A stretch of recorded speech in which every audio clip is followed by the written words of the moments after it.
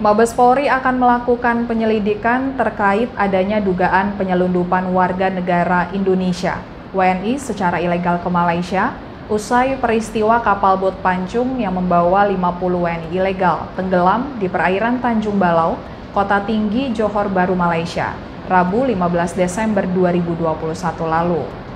Kabag Penum Divisi Humas Mabes Polri, Kombes Pol Ahmad Ramadan mengatakan, nantinya pihak kepolisian akan melakukan pendalaman terkait dengan proses pengiriman WNI tersebut ke negeri jiran. Kendati begitu, Ramadan belum dapat menentukan terkait kapan dimulainya proses penyelidikan. Untuk saat ini, yang menjadi fokus pemerintah melakukan penyelamatan terhadap WNI yang menjadi korban dari tenggelamnya kapal bot pancung tersebut.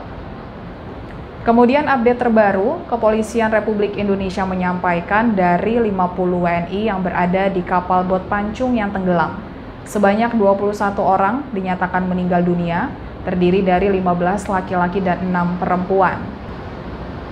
Berdasarkan hasil koordinasi dengan pihak Rumah Sakit Sultan Ismail Johor Bahru, sebanyak 11 jenazah sudah berhasil diidentifikasi dan 6 jenazah yang sudah teridentifikasi sudah dikonfirmasi oleh keluarga atau ahli waris di Indonesia maupun di Malaysia. Konsulat Jenderal Republik Indonesia (KJRI) Johor Bahru saat ini dalam proses persiapan repatriasi atau pemulangan jenazah ke daerah asal di Indonesia. Sebelumnya, Kepala Badan Perlindungan Pekerja Migran Indonesia atau BP2MI Beni Ramdhani mengungkapkan, WNI yang menjadi korban kapal tenggelam di Johor Bahru, Malaysia diduga kuat merupakan para pekerja migran Indonesia atau PMI yang berangkat lewat jalur tidak resmi atau ilegal. Beni menegaskan penempatan PMI ilegal masih kerap dilakukan oleh para mafia atau sindikat penyalur pekerja migran. Sementara itu, pemerintah Malaysia belum membuka penempatan pekerja migran. Akan tetapi, upaya penempatan PMI ilegal masih kerap ditemui dan dilakukan pihak-pihak yang tidak bertanggung jawab. Beni berujar bahwa peristiwa pengiriman PMI ilegal bukan merupakan hal yang baru. Ini sudah kerap terjadi berkali-kali.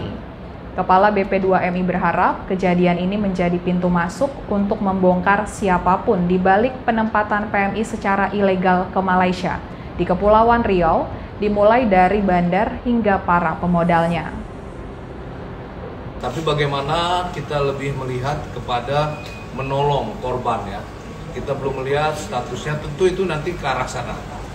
Kita akan lihat proses mereka atau proses pengiriman, siapa yang mengirimkan mereka ke sana, itu nanti.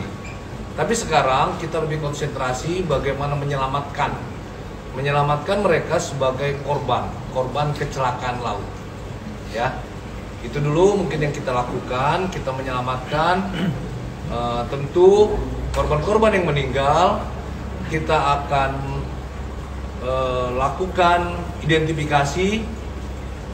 Setelah teridentifikasi, kita akan kembalikan atau kita serahkan kepada keluarga mereka. Nanti kepada korban yang selamat, tentu kita akan mencari informasi bagaimana proses mereka sehingga oleh pemerintah Malaysia dianggap sebagai ilegal. Kita akan menelusuri bagaimana mereka proses pemberangkatan ke luar negeri tersebut ya. Pak.